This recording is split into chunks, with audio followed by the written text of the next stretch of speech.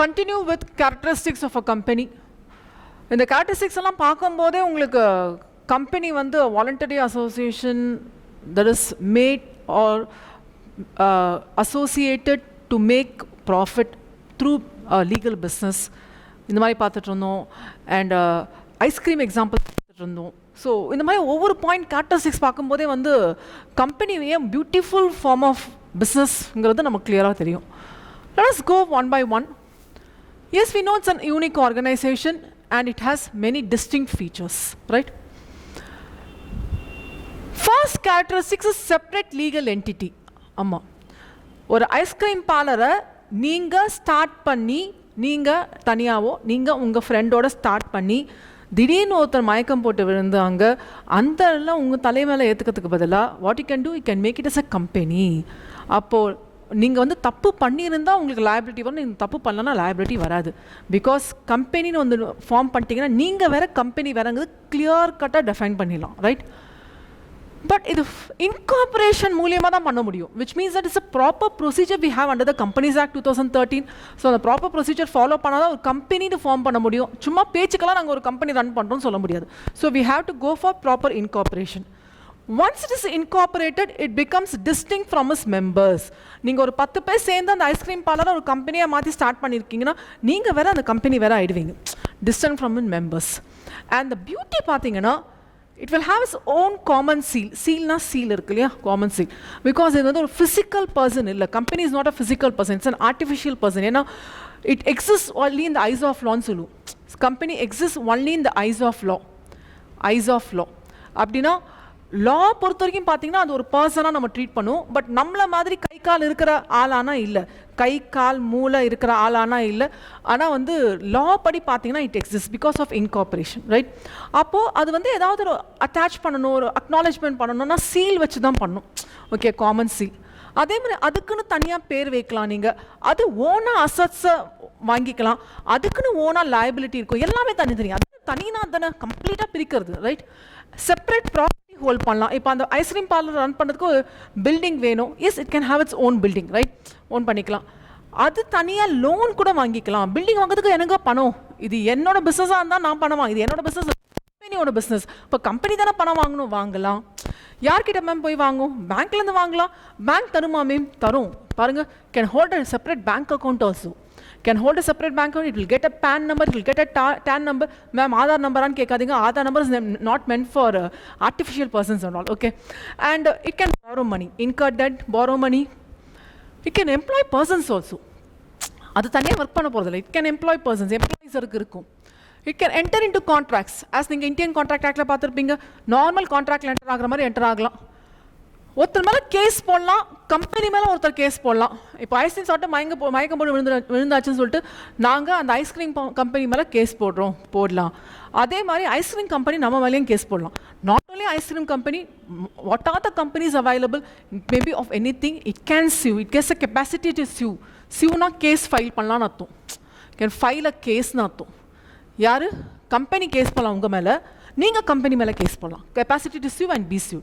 And it's an artificial person, it's created only by law. It exists only in the eyes of law. So this is about separate legal entity concept. Separate legal entity concept. நம்ம வேற company வேறன்னு தனியாக பிரிக்கிறது. Next is limited liability. Limited to contribution to the assets of the company. அங்கே வந்து நான் எவ்வளோ பணம் கொடுத்துருக்கேனோ அதுதான் என்னோடது, வேறு எதுவுமே இல்லை கான்ட்ரிபியூஷன். ஷேர்ஸாக இருந்தால் அது face value of the shares வரைக்கும். அது என்ன ஷேர்ஸ்னால், இந்த காமன் ஸ்டாக்னு பார்த்தோம்ல, மொத்தமாக சேர்ந்து வரது தான் ஷேர்ஸ். தட் இஸ் மொத்தமாக சேர்ந்து வரது தான் காமன் ஸ்டாக். ஸோ தனித்தனியாக நான் என்னோட பார்ட், இது என் ஷேருங்கன்னு சொல்கிற மாதிரி. ஸோ தனித்தனியாக என்னோட பார்ட் இருந்தால் it's a part of the கேபிட்டல்னு சொல்லணும். It's on your part. Okay, அதில் ஃபேஸ் வேல்யூன்னு ஃபிக்ஸ் பண்ணியிருப்பாங்க. யூஸ்வலாக ஃபேஸ் வேல்யூ வந்து 10 rupees. ஸோ அந்த 10 rupees வரைக்கும் தான் என்னோட லைபிலிட்டி, ரைட்? அதுவும் அந்த லைபிலிட்டி எப்படி இருக்கும்னா, அன்கால்டு மணி வரைக்கும் தான் என்னோட லைபிலிட்டி இருக்கும். விச் மீன்ஸ் தட் 10 rupees வந்து ஷேரோட ப்ரைஸு, ஃபேஸ் வேல்யூ. அதில் 7 ரூபாய் நீங்கள் பே பண்ணிட்டீங்க, யூ ஹேவ் பேட் 7 rupees. அப்போ பேலன்ஸ் வந்து 3 rupees தான் பே பண்ணணும். நான் சொல்கிறது ஒரு ஷேருக்கு பேலன்ஸ் வந்து 3 rupees தான் பே பண்ணணும். அப்போது டோட்டலாக எவ்வளோ உங்களுக்கு லைபிலிட்டி இருக்குது? அன்பேய்டு அன்கால்டு மணிக்கு தான் லைபிலிட்டி இருக்குது. Which means that you have paid this one. இது கால் பண்ணால் உங்களுக்கு லைபிலிட்டி வந்துடும். கால் பண்ணால் டேரக்டர்ஸ் கால் பண்ணுவாங்க.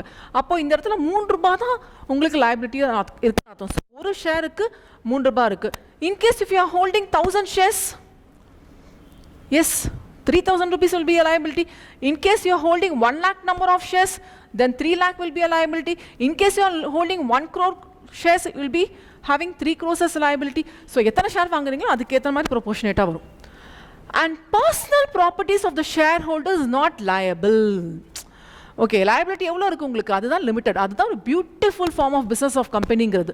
ஓகே, இது வேறு பிஸ்னஸை நீங்கள் பார்க்க முடியாது. பெரிய லாஸ் நடந்து வச்சுக்கோங்களேன், மெம்பர்ஸ் அது பார்ட்னர்ஸோட அசட்ஸ் எல்லாம் விற்று நீங்கள் க்ளோஸ் பண்ணுற மாதிரி இருக்கும் அந்த liability. But this is not the case here. அதுதான் ரொம்ப பியூட்டிஃபுல்லான ஃபார்ம் ஆஃப் பிஸ்னஸ். அப்போ personal property of the share holders will not be liable. நீங்கள் கோடி கணக்கில் சொத்து வச்சுருப்பீங்க. You may, for example, you may be having 5 crores net worth. உங்கள்கிட்ட 5 கோடி ரூபாய் சொத்து இருக்குது. நீங்கள் ஒரு கம்பெனி இன்கார்பரேட் பண்ணீங்கல்ல, அது மேலே 10 கோடி ரூபாய் கடன் இருக்குது. ஓகே, நீங்கள் எத்தனை ஷேர் திரும்ப வச்சுருக்கீங்க? ஒரு ஷேர் வச்சுருக்கீங்க. வச்சுக்கலாமா மேம்? வச்சுக்கலாம். எத்தனை ஷேர் வேணால் வச்சுக்கலாம். மினிமம் ஒரு ஷேர் இருந்தால் போதும். ஓகே, ஒரு ஷேர் வச்சுருக்கீங்க. அப்போனா எவ்வளோ ருபீஸ் உங்களுக்கு லைபிலிட்டி? வெறும் 3 ரூபா தான் லைபிலிட்டி. ஏன்னா ஏற்கனவே 10 ரூபாயில் 7 ரூபாய் பே பண்ணிட்டீங்க. வெறும் 3 ரூபா தான் liability.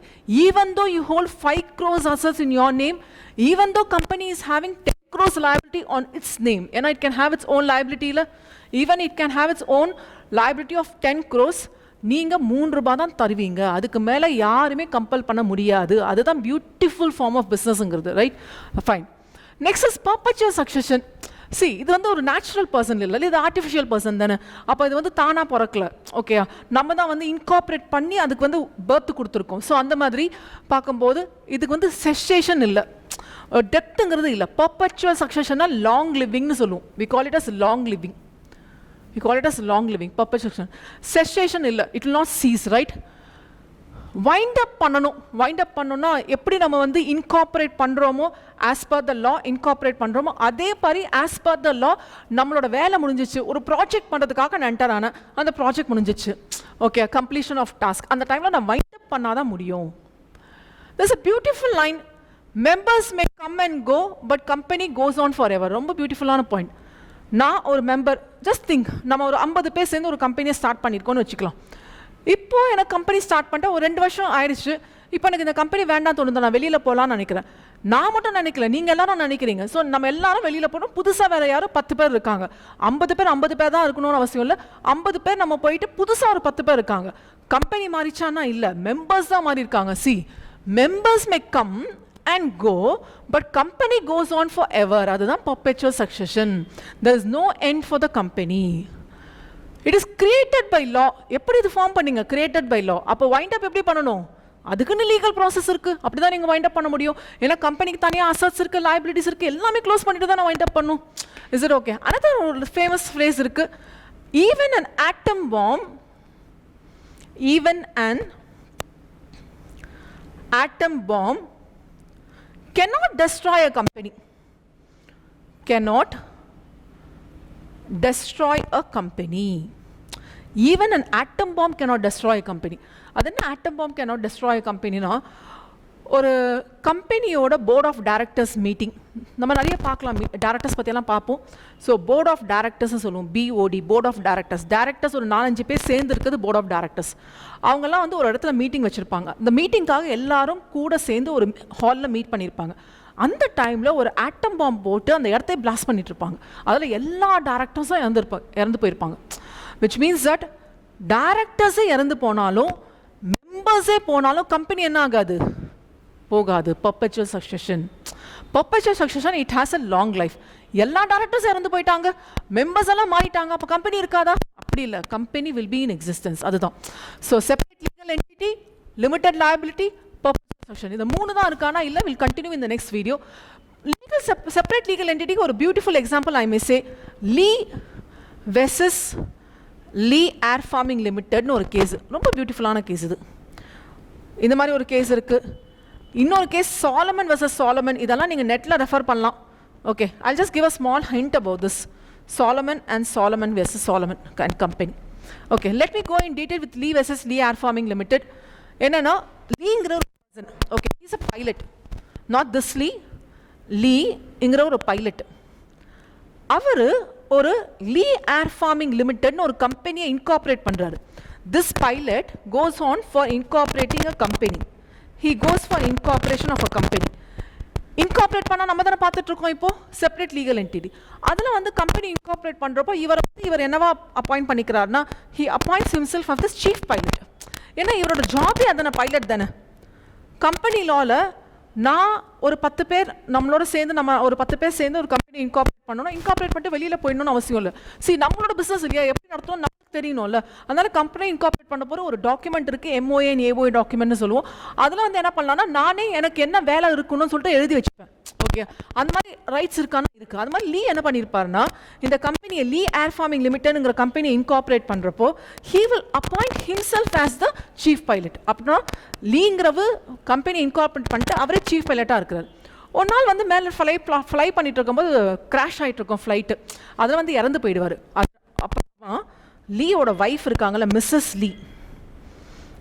Lee she'll ask for the compensation of this company because chief pilot அல்ல இறந்து போயிட்டாங்கன்னா compensation தரணும்ல, எம்ப்ளாயி compensation இருக்குல்ல. So Mrs Lee wife of compensation கேட்பாங்க. இந்த மாதிரி வந்து ஃப்ளைட்டில் இறந்து போயிட்டாங்க, நீங்கள் compensation கொடுங்கன்ட்டு. இங்கே வந்து compensation கொடுக்காது, கம்பெனி போர்ட் ஆஃப் டைரக்டர்ஸ் மூலியமாக compensation கொடுக்க மாட்டேன்னு சொல்லுவாங்க. திஸ் லேடி மிஸ்ஸஸ் லீ அவங்க தான் இந்த லீ இறந்து போயிட்டாருல்ல, lady missus Lee wife of claims a case, versus தான் ஃபைல் பண்ணியிருக்காங்கன்னு கேஸ் போட்டிருக்காங்கன்னு அர்த்தம். files a case on capacity to sue and be sued. This lady files a case on Lee Air Force saying that she wants compensation because her husband Mr. Lee has lost his life in the air crash. அப்போ இவர் chief பைலட்டா இருந்தாலும் இவர் வேற company வேற, அதான் legal entity. லீ air farming limited வேற. அப்போ லீ வந்து ஃப்ளைட் கிராஷ்ல இறந்து போனதுனால மிஸ்ஸஸ் லீ கேஸ் ஃபைல் பண்ணாங்க. ஏன்னா இந்த கம்பெனி வந்து தர மாட்டேன்னு சொல்லி மிஸ்ஸஸ் லீ கேஸ் ஃபைல் பண்ணோம்னா இந்த கம்பெனி வேற வழியெல்லாம் தர வேண்டியதாச்சு. ஏன்னா இந்த கேஸ் வந்து மிஸ்ஸஸ் லீக்கு ஃபேவரபிளாக வந்தது. So it's beautiful case. So this is with respect to separate legal entity. அப்போ நம்ம 3 பார்த்துருக்கோம். 4th one will continue.